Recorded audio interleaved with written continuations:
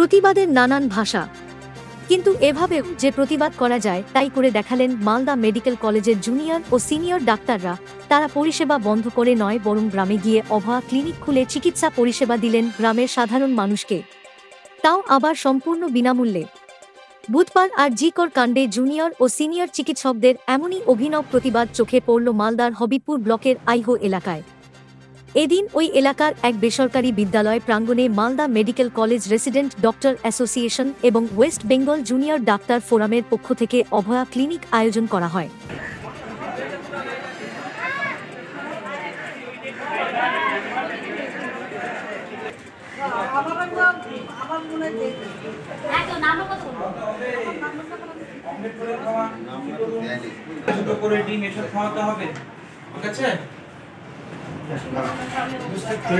কিছু হয় না, জ্বর আসছে, এদিকে দেখি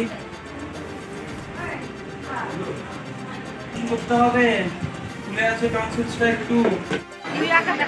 আর.জি. কর মেডিকেল কলেজে যে নক্কারজনক ঘটনা ঘটেছে সেটা আমরা সবাই জানি, আর গোটা রাজ্য সহ গোটা দেশ জুড়ে এটার আন্দোলন চলছে।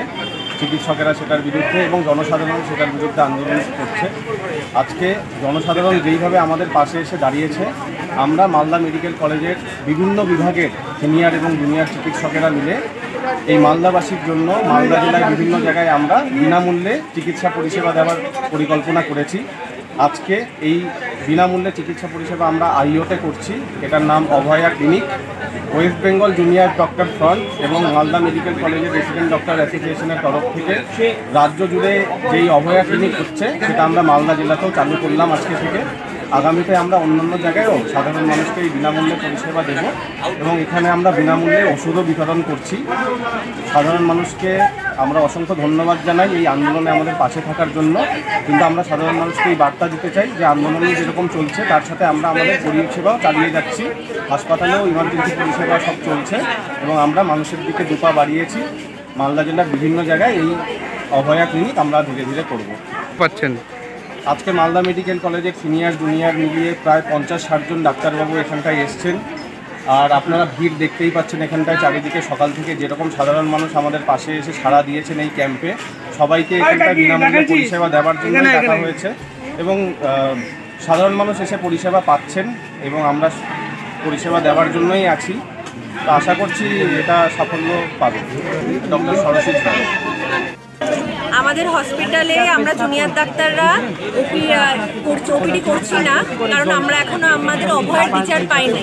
আর.জি. করে যে ভিন্ন ঘটনা ঘটেছে তার জন্য এখনো দোষীদের খুঁজে বার করা হয়নি, তো তার জন্য আমরা ওপিডি বন্ধ রেখেছি। কিন্তু আমরা সাধারণ মানুষের পাশে অলওয়েজ আছি, তাই আমরা এখানে একটা হেলথ ক্যাম্প অ্যারেঞ্জ করেছি যেখানে প্রত্যেকটি বিষয়ে স্পেশালিস্ট ডক্টররা আছেন এবং এখানে আপনারা দেখতে পাচ্ছেন আমরা যতদূর পারছি বিনামূল্যে ওষুধ দেওয়া হচ্ছে। বিনামূল্যে ওষুধ দেওয়া হচ্ছে, বিপি অ্যান্ড সিপিজিও মেপে দেওয়া হচ্ছে। তো সাধারণ মানুষের পাশে দাঁড়ানোর জন্য আমাদের এই কেমন সাড়া পাচ্ছেন সাধারণ মানুষের? আপনারা দেখতে পাচ্ছেন সাধারণ মানুষ ভীষণভাবে সাড়া দিয়েছেন আমাদের ডাকে, যথেষ্টই মানে এসেছেন। এবং আমাদের মালদা মেডিকেল কলেজের resident doctor association associated by West Bengal junior doctor ফ্রন্টের তরফ থেকে এই যে অভয়া ক্লিনিক প্রথম অভয়া ক্লিনিকে আমরা খুব আর কি এত অভূতপূর্ণ সাড়া পেয়েছি। আপনার নাম পরিচয়? ডক্টর অভিনন্দন বিশ্বাস।